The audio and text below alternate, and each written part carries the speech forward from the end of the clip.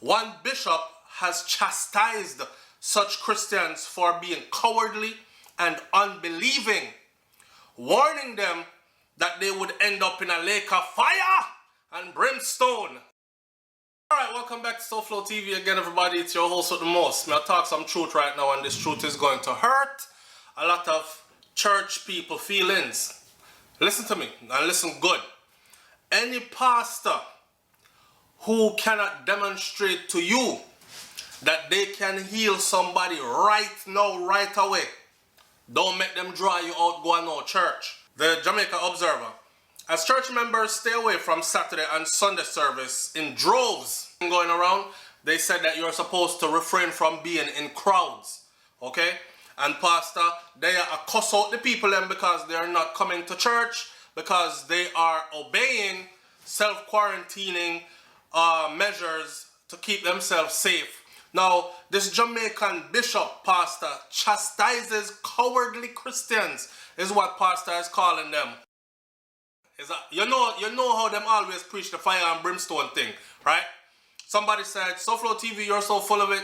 Every Sunday I go to church, I barely ever hear them talk about fire and brimstone. They mostly talk about love.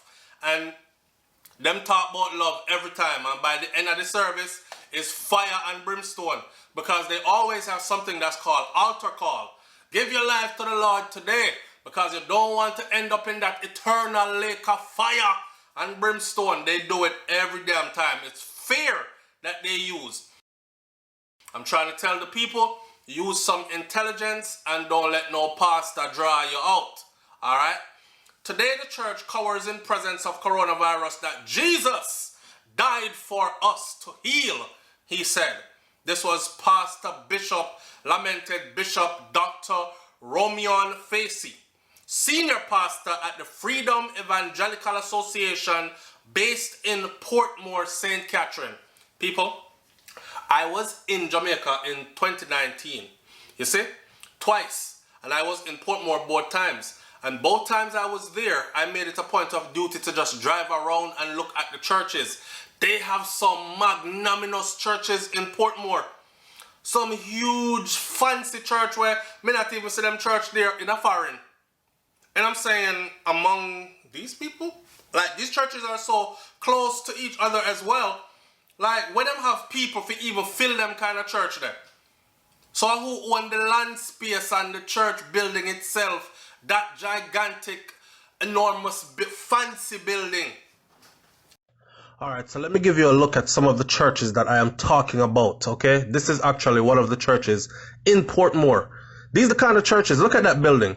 And the rest of the churches you will see here are actually in Portmore. Portmore ain't that big. Jamaica, for that matter, is not that big, okay? These churches are gigantic. So anybody with intelligence gets to realize that this isn't about praise and worship. This isn't about God. Church is a very big business in Jamaica. Church is a huge business in Jamaica. And the people themselves seem to be of the mind frame that I want to belong to the big and fancy church. I don't want to go to no little church. For those of you who left Jamaica a long time ago and you used to go to the little shanty church, them things there are things of the past. You understand? These are churches that I saw in Portmore. Now here it is. My thing is, I'm concerned for especially elderly people and those with a vulnerable immune system. Because when church pack up like this, nobody is practicing social distancing. And a small country like Jamaica, any little thing that goes out of control will definitely spread like wildfire. Please do not use the word in this video. Back to the video. And who sustains it? Like who pay all them, because for them JPS bill must say high. Anyhow, church attendance dropped dramatically over the weekend following advice from the health authorities that Jamaicans should avoid large gatherings, a method of social distancing that could help to slow the spread of this rampaging virus. The Health and Wellness Ministry has reported that confirmed cases have jumped, and now they are at 19 across the island, As y'all have heard, Trinidad is at number 40 something, but Jamaica we are dealing with right now, and we're dealing with pastor and church. A woman who traveled from the United Kingdom, Bishop Facey, who started his church 8 years ago in Hannahtown, Kingston, with 6 members, and then moved to Portmore, where it has grown to 300 members. So I'm sure say one of the big church them him have. I'm gonna go look it up. He said that God allowed crisis to activate faith and to manifest the power of Jesus Christ. Members are said to travel from as far as Montego Bay, St. James for healing, for prophecy, and for deliverance from this man and his church, which boasts a 300 plus congregation. In his message to members via Facebook and WhatsApp Saturday, he complained that today, too many individuals whose faith have never been tested are occupying the pulpits. Instead of being a shepherd for the flock in this time of crisis, they have become a true representation of spiritual cowardice, fearmongers, and believe that the call to follow Jesus Christ is one of self-preservation. Think about Jesus in his day. There were no vaccines. There were no flu shots. There were no hand sanitizers. There were no Panadols. And this pastor preaching up. Him said, think of Jesus in his days. There were no vaccines, no flu shots, no hand sanitizers, or Panadols. However, when every rabbi was quarantining the lepers, leprosy was incurable in the days of Jesus. He stretched forth his hand to touch the untouchable and said, "Be clean." Even the woman with the issue of blood broke quarantine to touch him at the hem of his garments. Do people still believe all this? I mean, pardon my language, but are people still into all this? Anyhow, if she believed in the system, the woman would never have been healed. The question God is asking us is, do you believe in my word or the world system?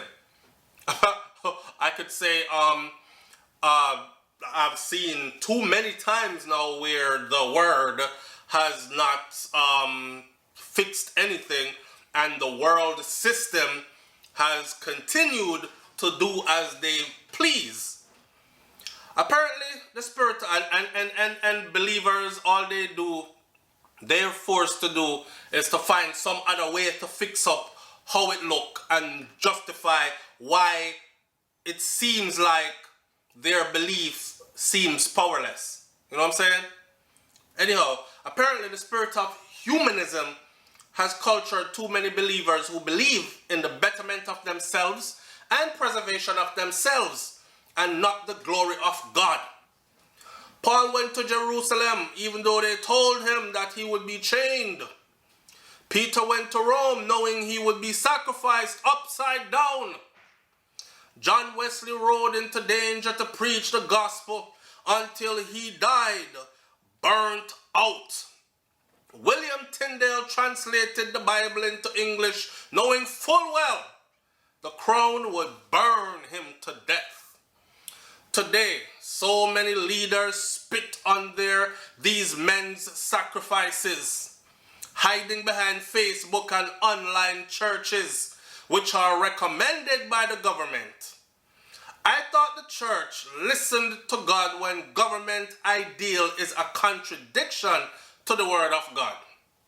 Jesus said, "Go into all the world and preach the gospel." So basically what pastor is saying then is to disobey what the World Health Organization and any medical personnel is telling you and go out into the world anyways. Make sure so you make it to Theme Church on time. Alright, I have a theory, but may I save it for the end. Pay attention. Back in the day, the church fought dictators, wicked tyrants, hungry lions, lost all their properties. Today, the church cowers in the presence of coronavirus that Jesus has died for us to heal. I want somebody can go down to the zoo, you see, and fling him in a cage with one of the Maga lion them and see if him can fight and come out. Anyhow, you have become cowardly, whitewashed You have become cowardly, whitewashed sepulchres, dead man's bones, without any resemblance of the ministry and nature of Christ. And if this continues, we are on our way to hell. Revelation 21 verse 18. But the cowardly, unbelieving shall have their part in the lake which burns with fire and brimstone, which is the second death. However, despite the bishop's harsh words, hand sanitizers were provided for worshippers attending Sunday service for those who he was able to scare out of their house to come anyways. Mad Dog 313 said, what an ignorant individual. Maybe he should research South Korea church COVID-19 infections. Now, here's my thing.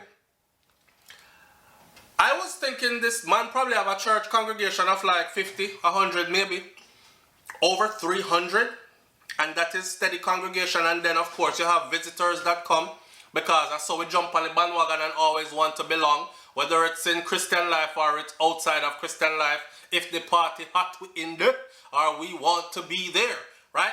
So even those who say them not in a dance hall and reggae music no more, but if the party hot, them mean church. So them I find the hot and hopping in church to be in. Pastor, stop your foolishness. Listen, this man, all he is about, right? He's realizing that when the church offering plate get passed around, if majority of the people are not there, he doesn't make the amount of money, his quota that he has set for every week, every weekend. That's why a lot of us have steady jobs, or a lot of people get steady jobs or like a steady job instead of pursuing, say, entrepreneurship. See, in entrepreneurship, you're forced to take what you get, even if you work hard. If you know, say, boy, I'm going to work out my soul case this week, you know, but my uncle make a grand. It's a slow week, I saw the thing up.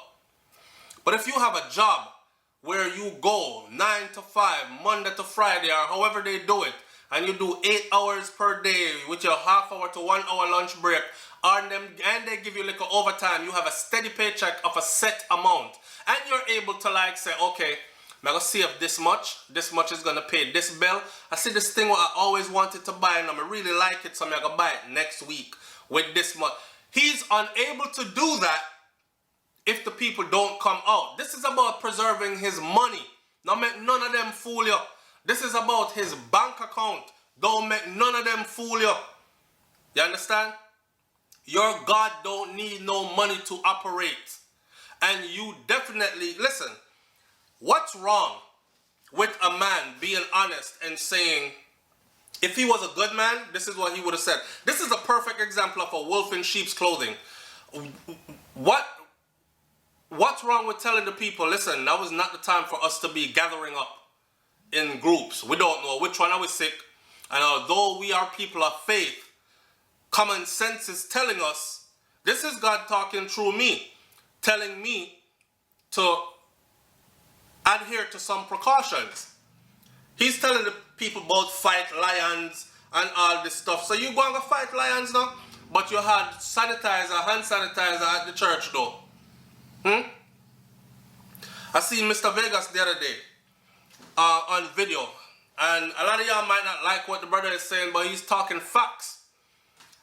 I want a pastor to go take one of the people them out of quarantine that positively has this thing and reach out and touch them and make them healed. Not one of them can do it. Not one of them can do it. Even they themselves are running from it. Pastor have to get him money.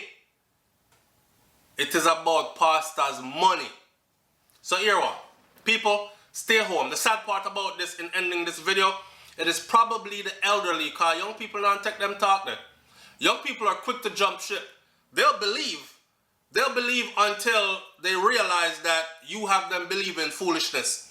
But you see, old people, they've invested too many years already of their life believing in this. So, might as well believe it all the way to the grave. So these are the people, and those are the ones that are most vulnerable that he's talking about back in the days of this and that, and lake of fire, I don't know if it come out. And then the poor old people them say, you know, it's true, you know. I true in that talk. Me I can't go to church, pastor. God no want me to have it, so he more protect me. And those are the people that are going to come out and get sick. And then the same pastor will not be able to heal them. Leave your comments in the comment section below. Tell me what you think about this one. It's SouFLoTV. I'm out. Peace.